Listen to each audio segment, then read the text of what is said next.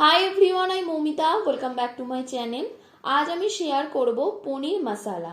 তো এর জন্য একটা ফ্রাই প্যানে 2 চামচ সাদা তেল দিয়ে তেলটাকে গরম করে নিয়ে দিয়ে দিচ্ছি 200 গ্রাম পনির। পনিরগুলোকে লো টু মিডিয়াম হিটে একটু ব্রাউন করে ভেজে নেব।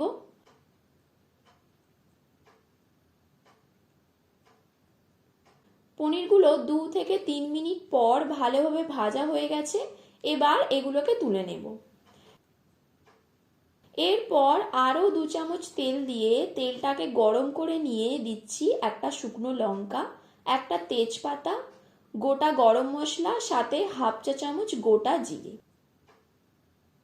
এগুলোকে কয়েক সেকেন্ড ভেজে নিয়ে দিয়ে দেব দুটো কোচানো পেঁয়াজ। পেঁয়াজটাকে 2 থেকে 3 মিনিট মিডিয়াম হিটে হালকা ব্রাউন করে ভেজে নেব। এরপর দেব 1 চামচ গ্রেট করা আদা রসুন।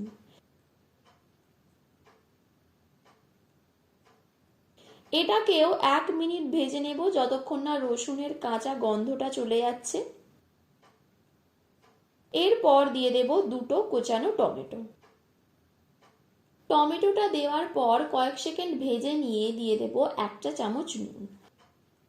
নুনটা টমেটোর সাথে ভালো করে মিশিয়ে নিয়ে ঢাকা দিয়ে 3 মিনিট লো হিটে টমেটোটাকে সেদ্ধ করে নেব। 3 মিনিট পর টমেটোটা ভালোভাবে সিদ্ধ হয়ে গেছে। এবার এক এক করে মশলাগুলো দিয়ে নেব। দিচ্ছি 1 চা চামচ হলুদ গুঁড়ো, 1 চা চামচ লঙ্কা গুঁড়ো, হাফ চা চামচ জিরে গুঁড়ো, হাফ চা চামচ ধনে গুঁড়ো আর হাফ চা চামচ চিনি। এবার সামান্য একটু জল দিয়ে মশলাটাকে একদম লো হিটে 2 মিনিট কষে নেব। এরপর দিয়ে দেব 2 চামচ টক দই। টক দইটা দেওয়ার পর ভালোভাবে মিশিয়ে নিতে হবে। মেশানো হয়ে গেলে মশলা থেকে তেল ছেড়ে দিলে দিয়ে দেব 1 কাপ জল।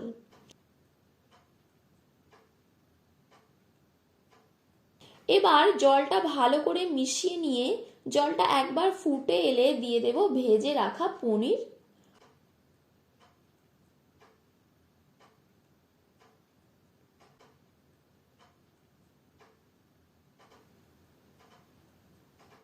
দিচ্ছি 3টে কাঁচা লঙ্কা। এবার এগুলোকে ভালো করে মিশিয়ে নেব।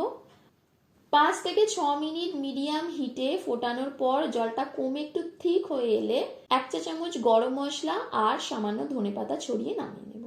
তো রেসিপিটা ভালো লেগে থাকলে ভিডিওটিকে লাইক ও শেয়ার করে দিও, আর তোমরা কমেন্ট করে জানিও আর কি কি রেসিপি চাও, আর চ্যানেলটিকে সাবস্ক্রাইব করে দিও।